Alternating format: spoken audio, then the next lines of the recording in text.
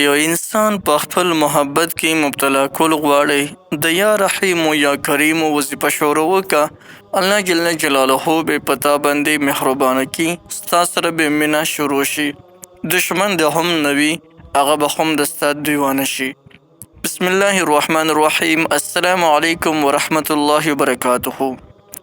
زمارونو او خویندو، من درته د یا رحیم یا کریم یو داسې وظیفه درته ښیمه.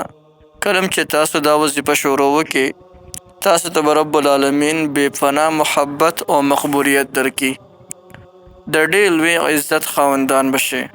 که څوک د سره مینه نه کوي، اچانک به د ستاسو سره مینه شروع شي. د محبت د حاصلولو دپاره یا رحیم و یا کریم وظیفه ډېره انتهایی مفیده وظیفه ده. د دې وظایفو دا فواید نه هغه خلک خبر دي چا چې د دې وظایف کړي دي او کمال ته رسېدلی دي. دا د الله جل جلاله یو دوه اسما دي، یا رحیم یا کریم، او د دوانو ډېرې ښایسته مزیدارې معنی دي. دوانو کې د رحم ماده موجوده ده. کوم انسان چې دا غواړي چې زه د معاشرې کې د لوی عزت خاوند شم، د لوی مرتبې خاوند شم، هغه دا وظیفه شروع وکړي، انشاءالله د دې وظیفې په برکت باندې به معاشره کې د یو لوی قدر او د یو ډېر لوی عزت خاوند جوړ شي. د هر طرف نه به درته سلامونه وي.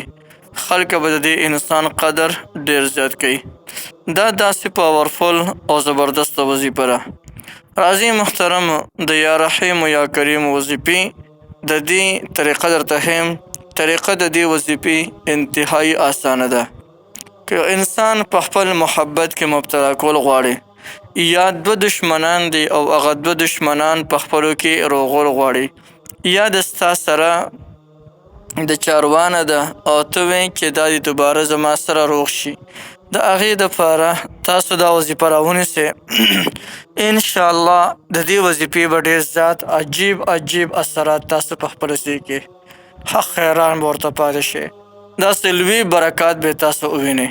نو د دې وظیفې طریقه هم درته ښیم، تعداد یې درته ښیم، څومره به یې کوو، په کومې طریقې سره به یې کوو، دا ټوله طریقه درته ښیم.